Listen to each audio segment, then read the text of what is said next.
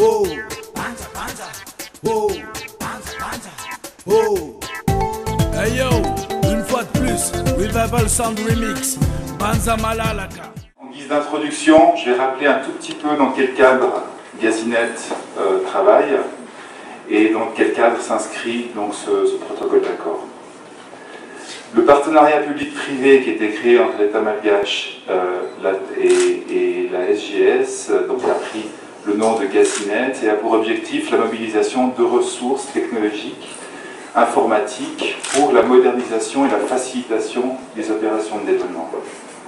Donc depuis 2007, on a mis en place trois axes de développement. Le premier, c'est celui des scanners à conteneurs. Donc on trouve des scanners à port de Tamatave, Tuléar, Majinga, ici à la gare de Soaran, à l'aéroport d'Ivat. Il y a également le BSC, le bordereau de suivi des cargaisons, qui permet d'anticiper sur les procédures de dédouanement et de ce fait de réduire les délais lorsque la marchandise arrive à destination. Et troisièmement, le système TradeNet, qui est un guichet unique électronique pour les opérations du commerce transfrontalier et qui vise à simplifier les procédures et surtout à les dématérialiser. On cherche à avoir des processus plus simples grâce à l'utilisation de liens informatiques et de transmission de documents électroniques. Là, nous avons dans une première étape dématérialisé la procédure de déploiement, donc la déclaration en douane. Ça va intégrer les banques pour l'enregistrement des paiements, des droits et taxes dans le système. Et ceci a permis de fluidifier et de sécuriser, surtout c'est un élément très important, puisque les documents papier étaient source de fraude. Ensuite, le développement se déploie dans l'informatisation de tous les acteurs de la chaîne de dédouanement. Et là, on a trois axes de développement. Le premier, c'est celui des banques. On travaille sur le développement d'interfaces avec les banques, parce qu'on considère que les paiements sont une source de délai, une source de travail, et que l'informatique est en mesure de les simplifier. La deuxième étape, c'est de travailler avec la communauté portuaire, c'est-à-dire tous les acteurs de la chaîne de dédouanement, de la chaîne logistique, les transitaires, les consignataires, les manutentionnaires, etc., sont également intégrés. C'est donc le deuxième axe. Et le troisième axe, que je garde le meilleur pour la fin, ce sont l'intégration des ministères et agences de contrôle dans la dématérialisation, ce qui me conduit à venir dans le MIDAC, qui veut dire donc ministère, département et agence de contrôle. On a trouvé ce nom qui me semble bien adapté. Ce modèle a pu être mis en place, on est capable aujourd'hui de le reproduire au travers des ministères et des agences de contrôle qui, à un moment ou à un autre, sont tenus d'émettre un certificat, une licence ou tout document qui est lié à une opération douanière. Et je pense qu'après les formations qui auront lieu pour des utilisateurs, dans quelques semaines, on pourra avoir les premières autorisations pour les équipements, pour les importations d'équipements, dont le MERT a la responsabilité de vérifier la conformité et d'approuver leur importation. Voilà, c'est quelques mots pour vous remercier. Et puis, je laisse la parole donc, à monsieur le directeur général. Ce qui est écrit là, c'est qu'il faut entrer dans l'ère du temps des nouvelles technologies. Et je pense que le NIDAC en est un exemple très spécifique. Donc voilà, moi je pense qu'on est là aujourd'hui pour continuer cette lancée.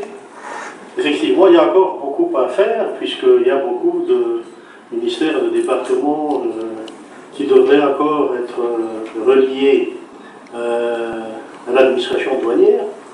Mais toujours est-il, moi je pense que l'exemple de Robert va peut-être servir pour tout le reste. Moi je ne peux que vous féliciter, monsieur le directeur général, d'avoir accepté de travailler avec nous. Il faut savoir que le but de cette manœuvre, en fait, c'est de trouver le maximum de victimes pour faire un guichet unique, virtuel, comme disait monsieur le président directeur général, mais également dans le futur, c'est d'avoir finalement ce qu'on appelle l'Alliance électronique mondiale, signifiant que une marchandise qui part d'un pays va pouvoir tout de suite être connue par l'administration douanière malgache, par l'importateur lui-même, et va faire l'objet de toutes les autorisations nécessaires, bien avant même que la marchandise n'arrive à Madagascar.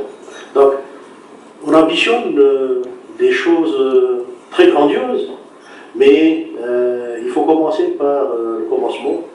Et moi, je pense que la signature de ce protocole d'accord est un signal fort, justement, allant vers ces projets-là. Il faut savoir également qu'au mois de septembre, nous ambitionnons également d'organiser une conférence internationale à l'instar de ce qui s'est passé l'année dernière, mais bien plus avec une participation plus accentuée, c'est-à-dire plus étendue. Nous ambitionnons donc d'organiser cette conférence en faisant appel à tous les pays. Il ne s'agira pas uniquement de l'Alliance africaine, mais nous comptons la venue de l'Asie, de l'Europe et pourquoi pas du monde entier. La solution qui a été proposée à nos jours restera valable pour les années à venir, parce que nous devons anticiper cet avenir. Et cette anticipation, grâce à l'utilisation des nouveaux outils, des nouvelles technologies, elle est déjà effective.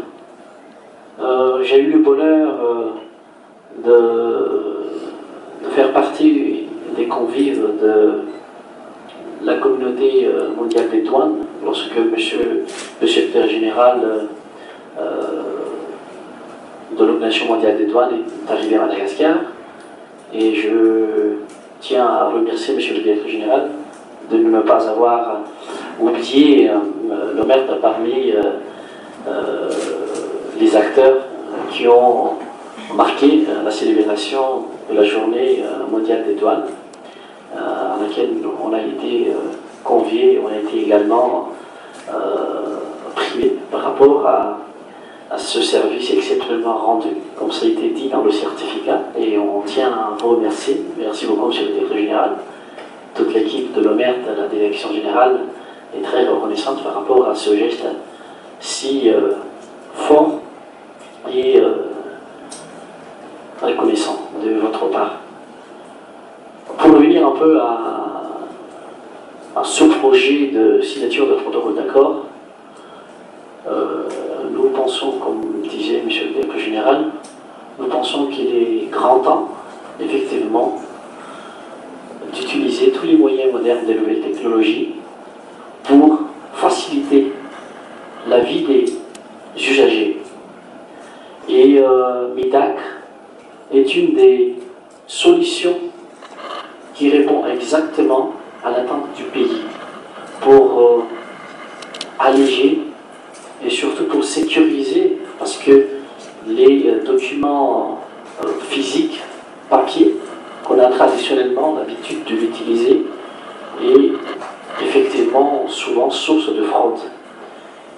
Aujourd'hui, avec ce système MIDAC, les agents de contrôle dans l'OMERT pourra non seulement faire gagner du temps aux usagers, mais surtout, par anticipation, pourra déjà, avant même que la marchandise embarque dans un bateau ou dans un autre moyen de transport, avant d'arriver sur le territoire, pourra déjà donner l'homologation nécessaire et effectivement toutes les autorisations nécessaires pour que nous ayons plus des surprises et on ne nous oblige plus à faire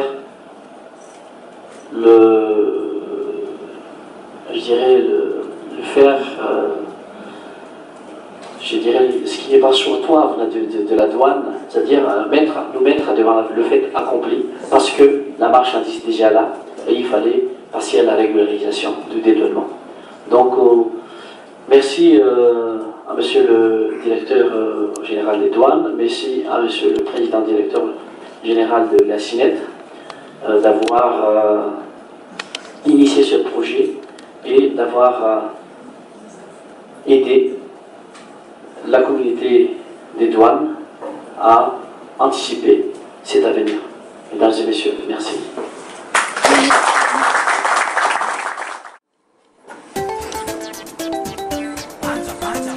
Oh, oh, oh.